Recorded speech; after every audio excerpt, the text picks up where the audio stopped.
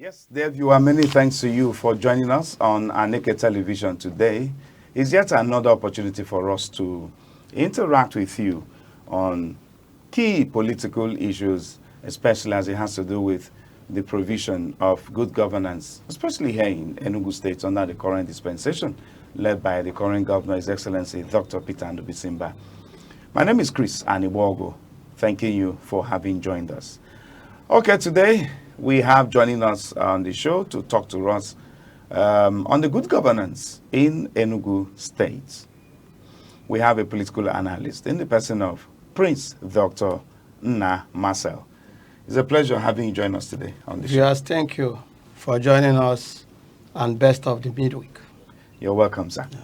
Okay, so it's 2 years now in Enugu State under this current administration, taking it from when the current administration came on board under the leadership of Dr. Peter Ndubisimba. Well, the other time, that was May 29th this year, 2025, we marked 2 years in office of the current government. I don't know, for a lot of people, especially for Ndi Enugu, you know, it's come with mixed feelings, mixed reactions. For some other persons, they have the opinion that it is quite too early to begin to make comparisons between this administration and the previous, and even the other administrations before the previous. After all, the other ones ran a successive 8 years in office. That's making 2 tenures in office. But then we have a government that is just 2 years in office. But then some others said that the expectation Enugu had on the current governor while he was being elected was so high, and therefore they want to justify their basis for actually doing the comparison between this administration and the previous. I don't know what it is for you, Prince Dr. Nna Marcel, but let's begin with you on this note. What's your impression about the provision of good governance in Enugu State in the past 2 years? Thank you, Mr. Chris. Let me start by saying that you must agree with me that the incumbent, as we speak today, particularly at this hour, have done so much. Of course, in every competition, the chances of dissenting voices will always be there. And those who have their way will keep on propelling. The fact here is that Mba have come with a master plan. A master plan? Yeah, he has come with a master plan. Like a builder? And for me, I will adjoin everyone in the state to join. Because it's not about Mba. It's about state building, state development, enhancing the productivities in the state, and carrying out due diligence in making sure that every kobo spent is accounted for. We're not just talking about infrastructures, because for me, it's been overflowed. But what matters most for me is his attitude, his disposition in handling issues. Speak less, but enhancing the future of the good people of Enugu State. I think that is the master plan. Through investment and human resources projects, via whatever you may call it. Of course, if you ask me, I will say that we should cue in the scheme of things as being led by this administration. We have hope, and the hope is beyond today. I am looking about sustainability. The hope is beyond today begins to sound like the slogan, the popular slogan, of this administration, tomorrow is here. Yeah. Well, I wouldn't know how here that tomorrow has come yet, but maybe at the end of the show with you today, we'll look at the possibility of that tomorrow being here. So let's take a look at sector by sector developmental strides of this administration. I don't know how conversant you are with the development strides in cutting across the various sectors, but we're going to take it one at a time. This government is known to have favored the education sector very well, because we've seen where the budget allocated for the education sector for this year, even that of last year, has exceeded the United Nations standard. Now we are seeing we're up to 33% of the annual budget of the state is dedicated to educational development. Now talk to us about what is going on in the educational sector in Enugu State under the current administration.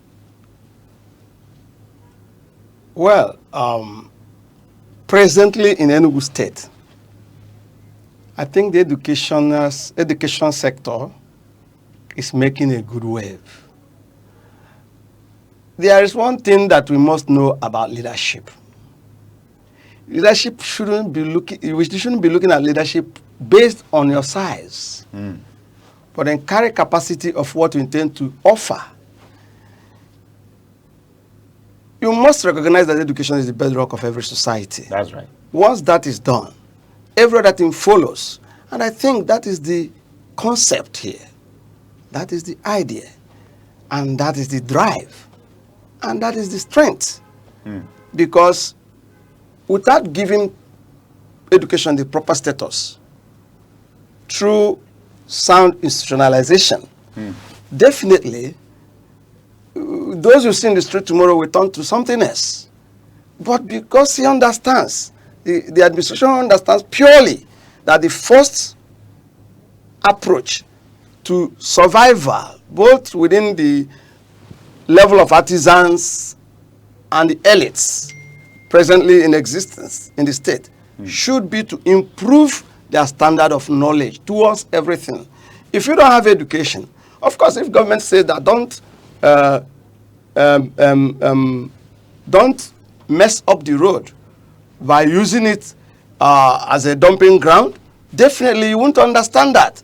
So it is only education that can give you that balance of reasoning, balance of thinking. So that is why, in my view, the injection of 33% into the educational sector of the state is a welcome idea. And I believe that when we continue in this way, before long distance time, Enugu State will lead as long as education is concerned in Nigeria. And that should be the hope. The hope in relationship to tomorrow is here.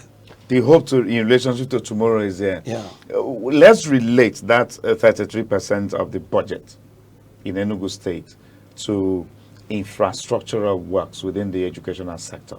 For instance, you are aware of the smart schools in Enugu State, which is, do I call it the brainchild of this administration? Of course. The governor PET said project. PET project. He says he's going to build 260 smart schools across the 260 political wards in Enugu State. Yeah. Are you satisfied with the project called level of development? With the project in itself called Smart School? Of course. I want to let you know that ideas are born based on the progenitor, and ideas are managed based on anticipations. These are two different things, but they all work for the survival of the latter. So, as long as the state education is concerned, they are doing so much through this leadership, because what they are looking at is tomorrow from today. So the common sense behind all these things is that none of our children should lag behind, hoping and believing that with adequate institutionalization of educational sector and proper handling of those infrastructures on ground, that the value we look for in relationship of what level of where do you belong in the society as per education will be a thing of past.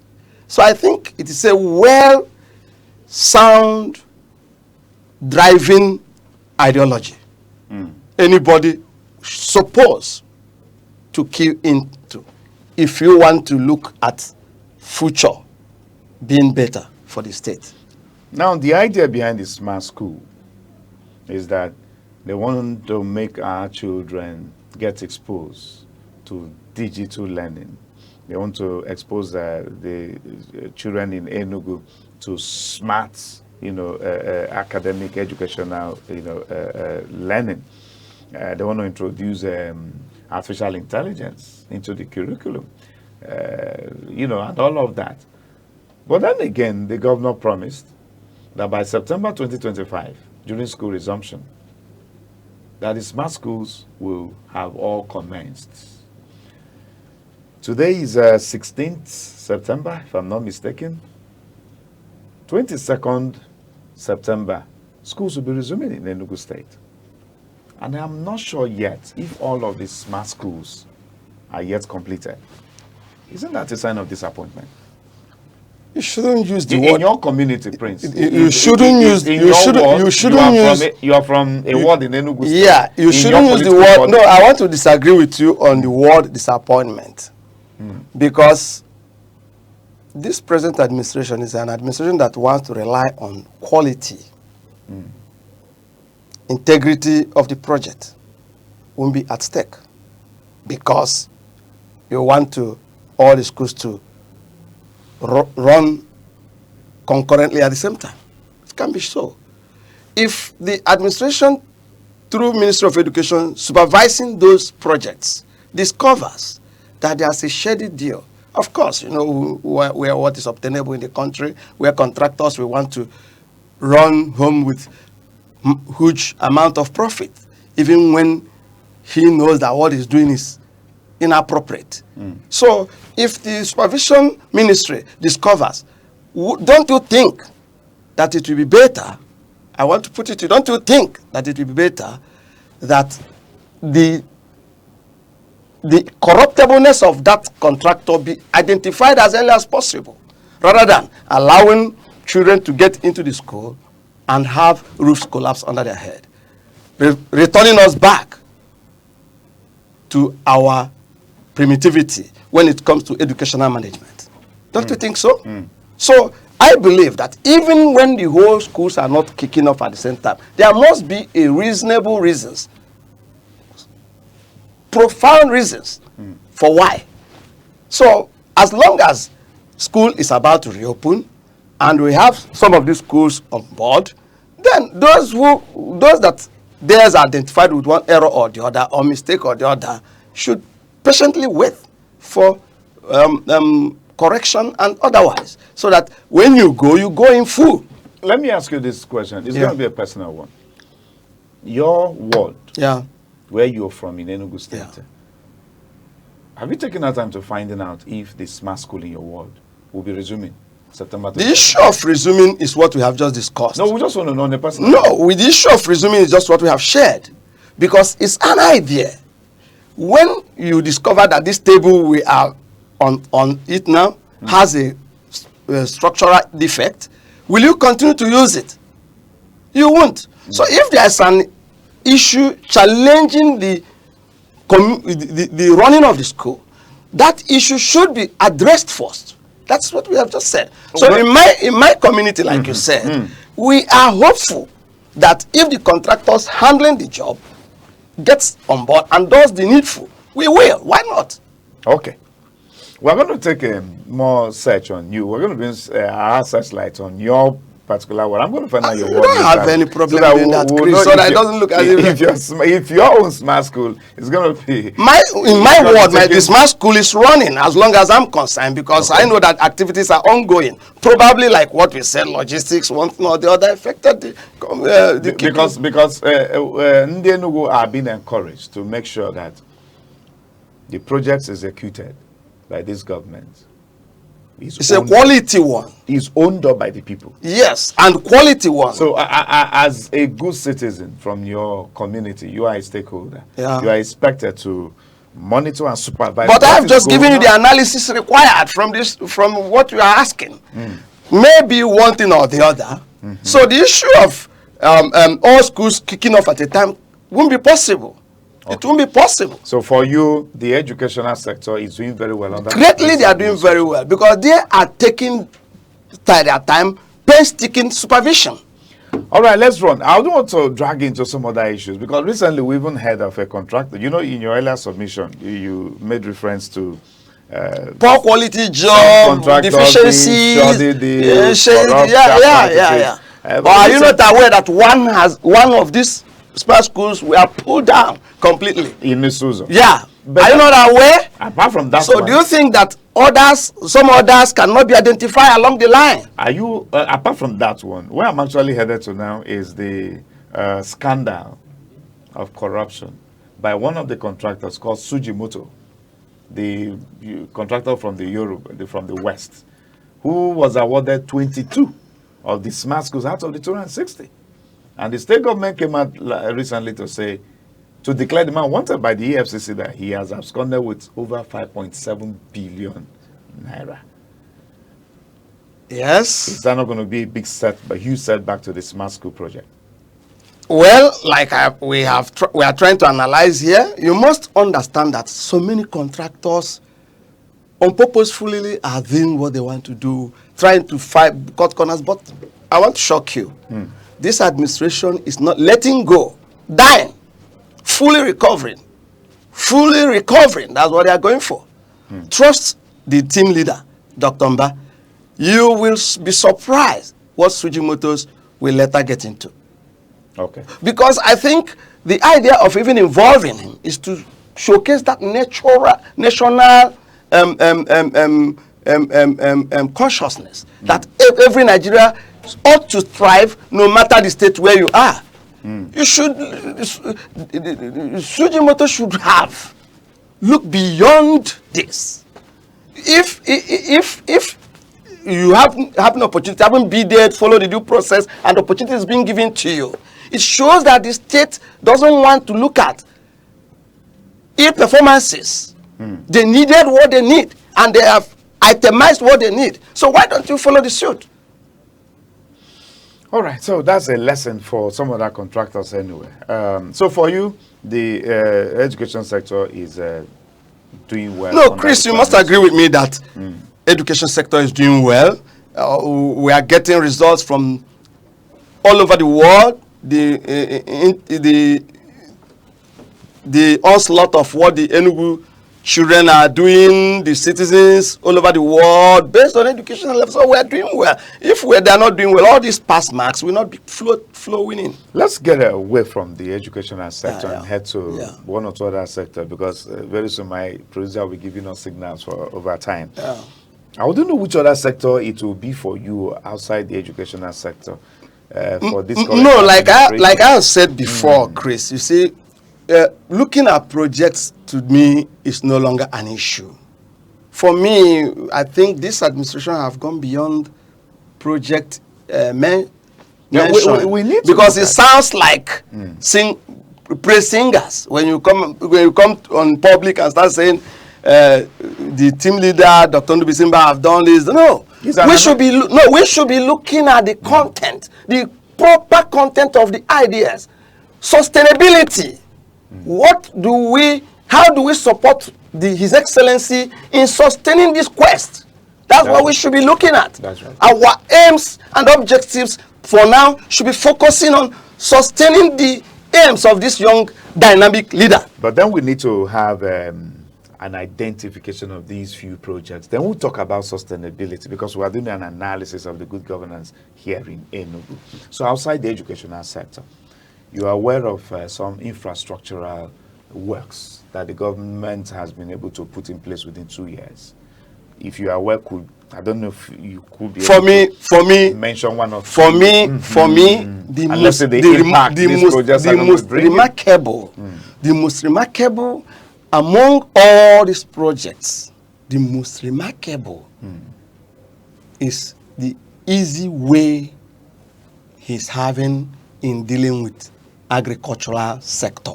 So talk to us about the agriculture. Let me tell you, where have you had in Nigeria a state that under these few years, just few years, 2 years, were able to distribute 1,000 tractors to the farmers?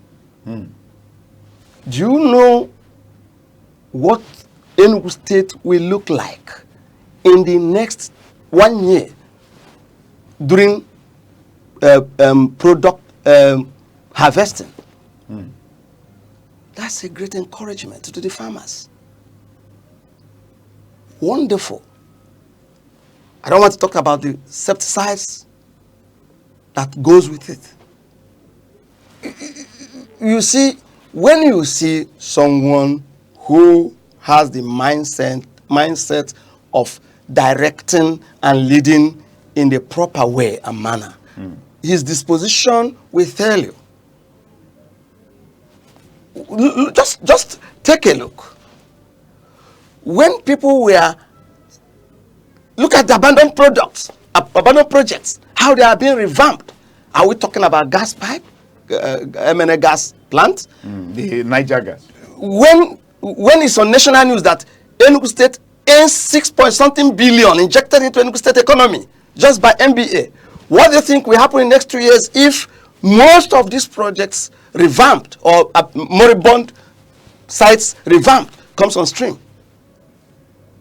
When they become full functional, what do you think will be the outcome? And yet, people are searching for tomorrow is here as an interpretation or what? The system is interpreting itself to you. The system is an open going one. The system has no prejudice of whatsoever. Have you ever heard 2 years and plus now that the system is after anyone in the state? Because it's focused on service delivering, not witch hunting, not aggressively pursuing his oppositions, trying to humiliate or demoralize their intent and purposes for life. Mindset is focused on service delivery. I want to thank in a very special way the SSG, if I'm go ahead. Chief Onya, when he said or opened that if those who have not done nothing could serve out their 2 tenors, what about someone who has the ideas? Okay.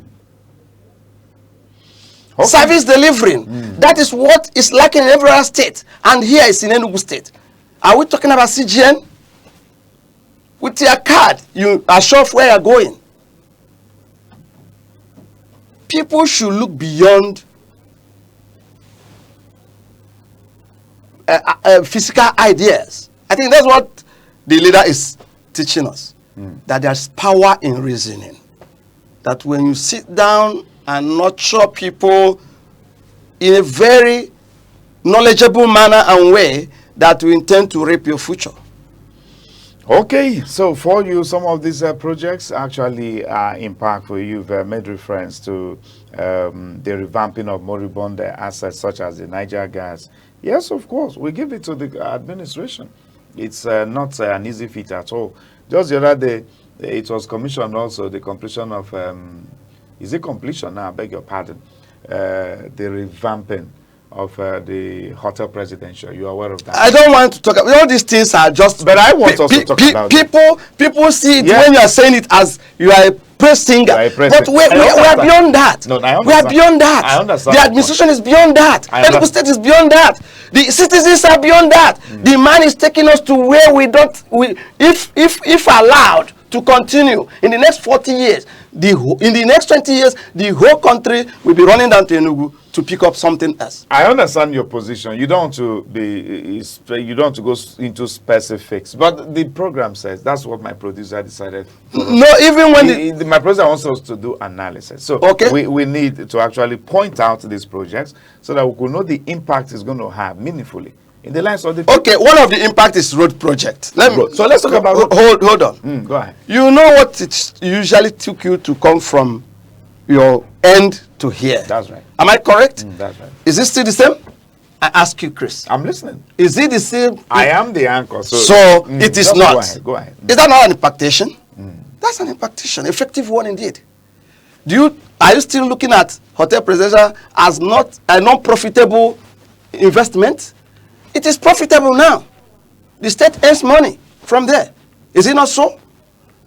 So where are you coming from that you will now say that in all excess, in all necessities, that the state is not doing well?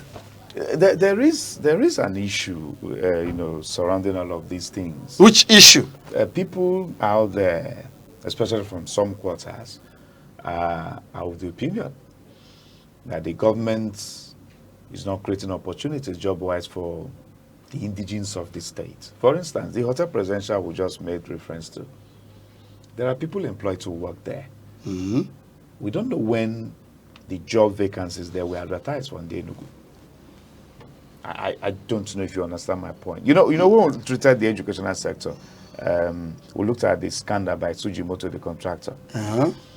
It was very quick for the opposition parties in Enugu to have pointed their finger towards a direction. Why would we have given 22 out of the 260 schools in Enugu to a Westerner? But I've told you the reason. Yes, you explained that Peter Mbai. It's a national thing. He's a nationalist. It's a thing of. It's a national, and that is what Nigeria leadership spirit. should. That is what leadership should be. But then again, now, if we are revamping, abandon the assets and projects belonging to the state, yes, Niger Gas has been revamped. We know of the Enugu Air, which is functioning. What do you call it now? The hotel presidential is being revamped. Why I don't discuss these things, Chris? I'm coming. Excuse me, sir. Who Who are the people employed to work there? Are they in the Enugu or are they not in the Chris, Enugu? I hope you read part of your profession is investigative journalism. That's right. The answer to this should have been in your beck and call. No, I'm asking you to understand the impact of the projects. The impact of the project in the life of people is that I'm sure that if we want to take a physical count now or head count on those staffs at the presidential hotel, I want to tell you that the state will be overrunning even if you are claiming there are non-indigenous there. I'm not the one claiming. I said from some quarters. Criticism is of course, in leadership, don't forget, in leadership, it's all about your mindset, where you intend to go, the interest you have, and where you intend to drive your interest to, and who is where this interest is emanating from. Now, if you say some quarters, I want to assure you that if we take the statistics of Enugu State respondents to this particular analysis, you will see that we have 85% against 15%, or even 90% against 10%. Like seriously? Yes, I'm very serious. Okay. I provide figures. My analysis are thick and always difficult to obtain. So the point I'm making here is that this should be, like you said, from some quarters. Of course, definitely everybody must not be carried along. We are journalists. We monitor the pulse so in society. For me, I think this is an irrelevant to me. I don't want to insult any insultive to. I don't want to be insultive, but I think it's quite irrelevant for some people to say that in such a revamped organization that the indigenous will not partake. For me, everybody's entitled to his opinion, but for me, I think it's quite irrelevant for such a claim. Yeah. So okay. Before we begin to get signals to start winding down, I don't know, the signals are coming already. Security. Are you impressed with the security infrastructure in Enugu? Because if all these projects are fixed and we do not have the provision of adequate security for the lives and property of the people in Enugu, of course, there will be no basis for these projects. So are you satisfied? I know you do not reside in Enugu here. you come home from time to time. So when But you I'm more in Enugu than I know, Prince. I know you very well. Let's not tell them. But then the truth remains. Are you satisfied when you come into Enugu, the level of security provision on the ground? Chris, you know whom I am. Of course If there's no security, I will tell the world. And if there's no security, I won't be floating in Enugu. So we need to tell the viewers. For me, there's security. There's no need of even bridge. You see, but beyond security, I am thinking that we should give this government more encouragement. It's just all about encouragement. Sorry, let me apply my vernacular. Itolike na komel. And this is a palace open to all sectors of human being. When you admire the little, more will be given. Even in the Bible. When Abraham, who turns to be Jacob today, admires God so much for allowing him to pass through the eyes of that needle when he exchanged the wife to be his sister, God made him more of us. So, you see, if we all can understand that our leader as of today is walking in line with our future, not his future. Not his future. I have often said it to any ear that cares to listen, that if it's from Ba's future, if for His Excellency's future, maybe our state will remain where it was, but will be worse than what it was. All right, Prince, we have less than 3 minutes to go on this show. Okay. These projects are enormous. We quite agree. Enormous and massive. We quite agree. Yeah. Acceptable. Quite enormous and massive. Accepted. Yeah. However, a point you raised when we started is about the sustainability. Thank you. Today we talk about tomorrow is here by this current administration. Yeah. My question is, what happens after the day that comes after tomorrow? Good. Are we considering the day that will be next to tomorrow? Good. You know what I mean? Yeah. I'm talking of politics. Yeah. Sustainability of these projects when Mba will no longer be in office. Thank you. We have I think that is where the ideas should be tilling down to. Because he has built a good economy, put infrastructures to sustain the economy, ideas that will move the economy forward, and principally manages the economy very well.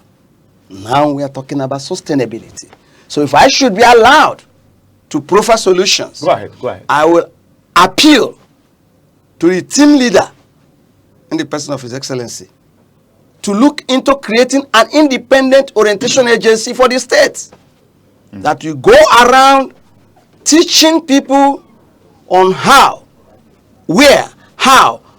to sustain these projects as early as possible. Shouldn't be something done in a haphazard way. That is where the focus should be, because he has created an enabling environment.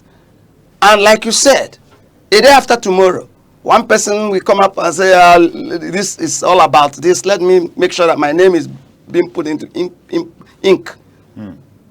But when there's an enabling laws that will not allow incoming to commonly or ordinarily effect a change, that is when the true picture of sustainability will be coming to life.